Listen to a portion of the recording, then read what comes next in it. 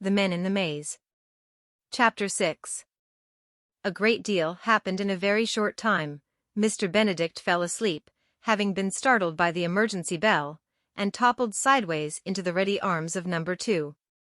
The children hadn't even time to trade looks of alarm before the bell stopped ringing, the lights went out, and Constance screamed.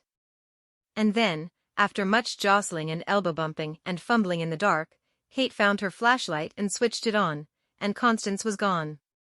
"Where'd she go?" Reynie cried. "Maybe she went down to the landing like we're supposed to," said Sticky. "Somehow I doubt it," said Kate.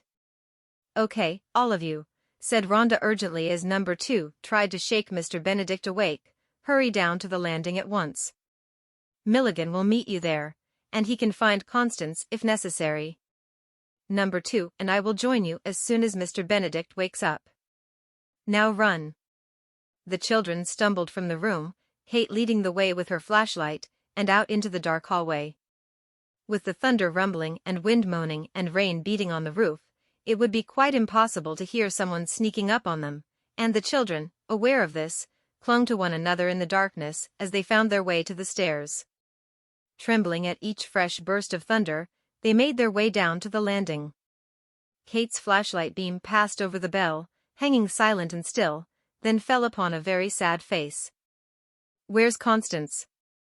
Milligan said. "What did I tell you?" Kate said to the boys. "We were hoping she'd be here," said Reynie. Milligan looked grim, even more so than usual. "She may have slipped past me in the dark.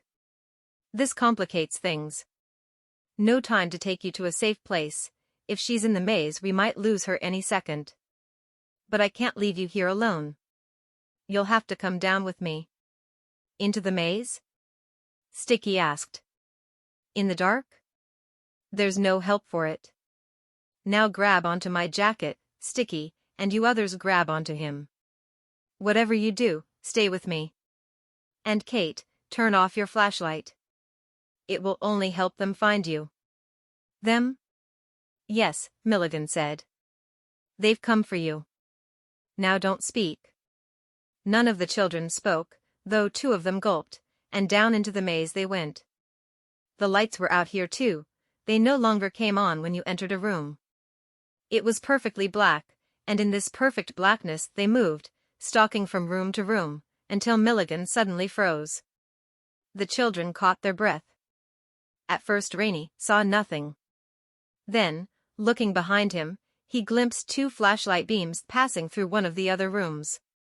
He squeezed Sticky's arm. Sticky squeezed back even harder.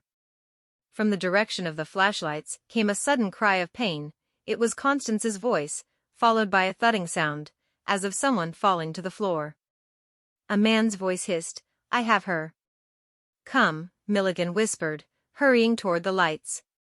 The children followed, holding fast to one another. It was awkward walking so quickly together in the dark, and though Kate moved with the grace of a cat, the boys stumbled trying to keep up. Perhaps they slowed Milligan's progress too much, for when they entered the room a few moments later, the flashlights were gone. The room lay black and still. It seemed quite empty except for a sharp, spicy fragrance that lingered in the air. "I smell your cologne," Milligan said, speaking into the darkness. "I hope you like it," said a man's voice. The flashlights snapped on behind them, casting their shadows onto the wall. "Now, please turn around.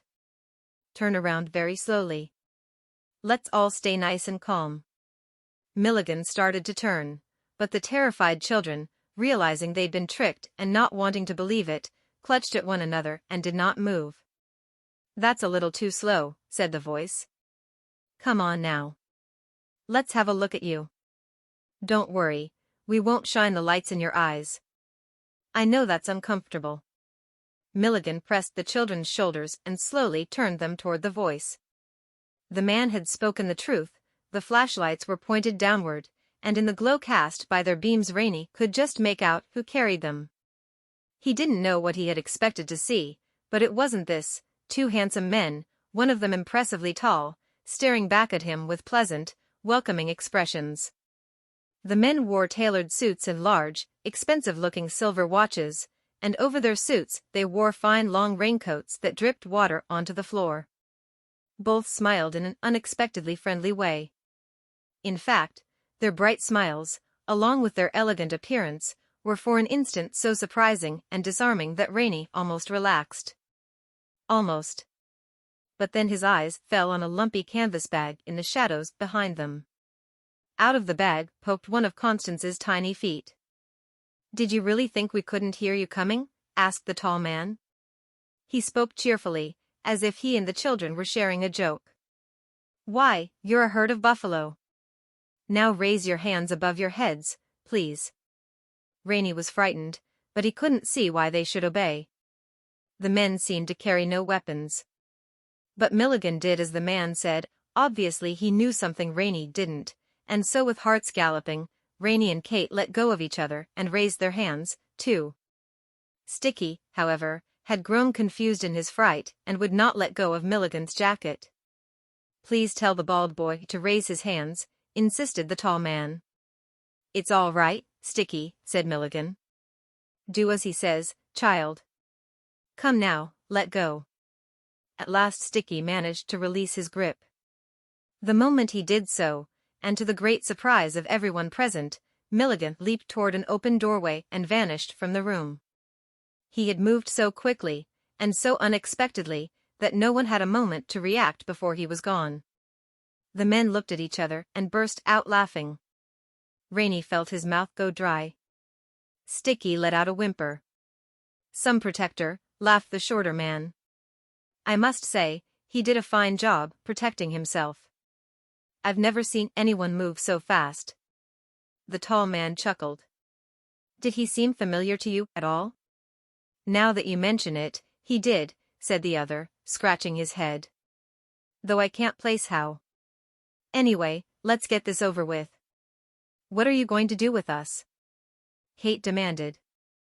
Though her legs trembled, her voice was defiant.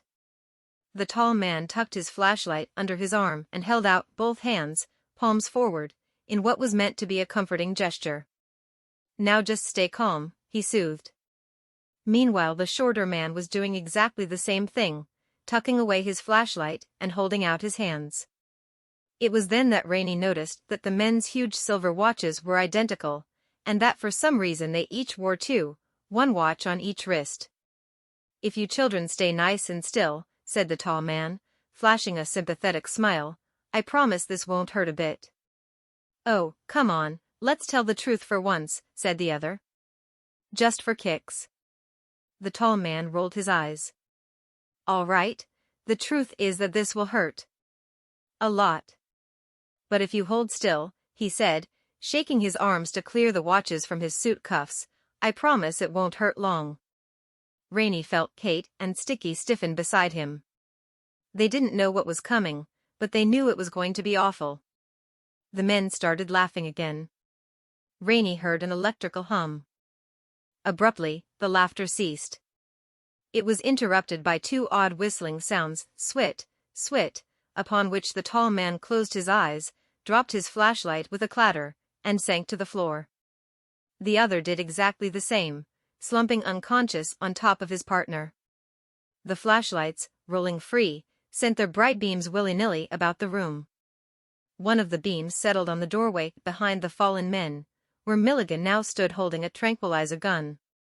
He stepped over to pluck two tiny feathered darts from the men's shoulders, saying as he did so, "Remember, children. For every exit, there is also an entrance."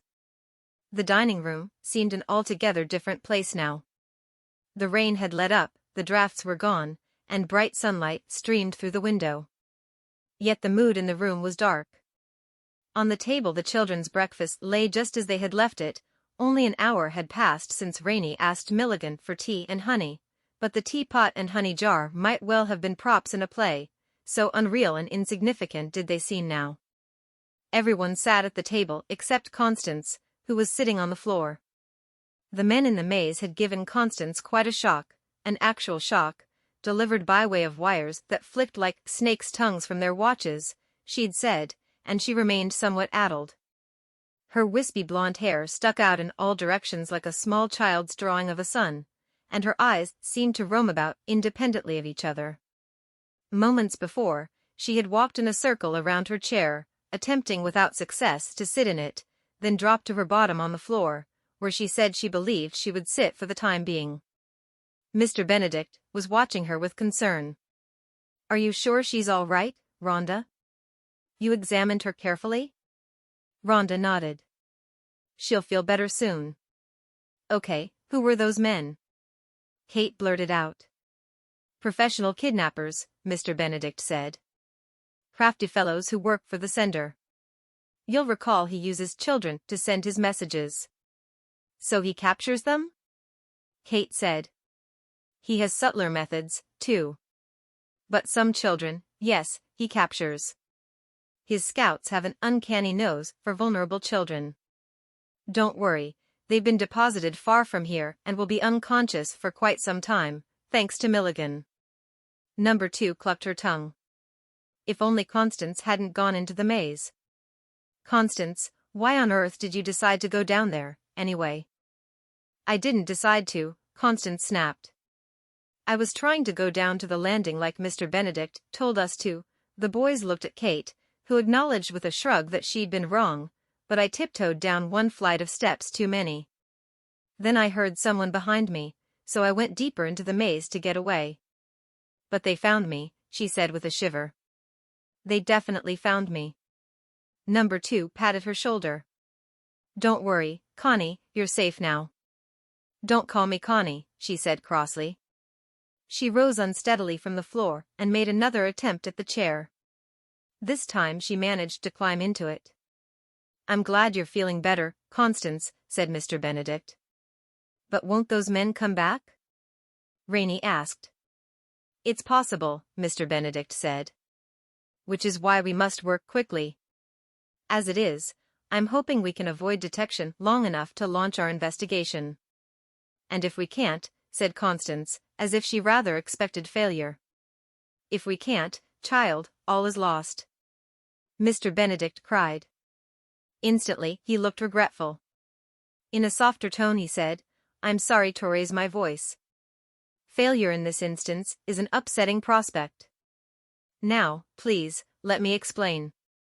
These men intended to take you to a school called the Learning Institute for the Very Enlightened." "I've heard of that place," Reynie said. "Some kids from the orphanage wanted to go there, but Mr. Rucker said it was against policy and wouldn't allow it." Doubtless it was, at least against his policy. "Aside from being the orphanage director, Mr. Rucker is headmaster of your academy, is he not?" "I believe he gets paid per student." "Even those with special tutors?" asked Reynie. Mr. Benedict gave him a significant look. Reynie was indignant. "So that's why he wouldn't send me to an advanced school. He wanted me on the academy's rolls, just out of greed." "It's possible he thought it was in your best interest," Mr. Benedict said. "Greed often helps people think of reasons they might not discover on their own. At any rate, it was in your best interest not to go. The Institute will admit any child, but it is particularly fond of orphans and runaways. In fact, as you can see, such children are sometimes taken to the Institute whether they wish to go or not." "The hidden messages are coming from the Institute, aren't they?" Reynie said. "I believe the school was created for that very purpose," said Mr. Benedict.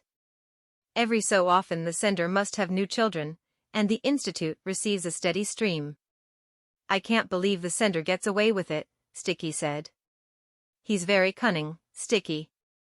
The Institute is a highly secretive, well-guarded facility, not the usual thing for a school, you know, yet it enjoys a wonderful reputation.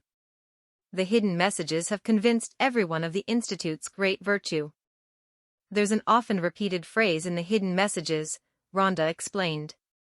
"Dare not defy the Institute." Obviously it's a kind of defense mechanism. "Thus the Institute has completely escaped regulation," Mr. Benedict said. "It operates according to its own rules, without any interference." "That's outrageous," Kate exclaimed. "I can't believe no one goes looking for those kids." I'm afraid runaways and orphans vanish even more easily than government agents do, said Mr. Benedict. Lest you forget, the missing aren't missing, they're only departed. The children looked at one another, appalled. I'm glad Milligan was here to protect us, Sticky said with a shudder. The Institute is the last place I'd want to be. At this, Mr. Benedict looked somewhat uncomfortable. He cleared his throat. Yes, well, the Scouts won't carry you to the Institute against your will, it's true. But to the Institute, you must certainly go. You are to be my secret agents.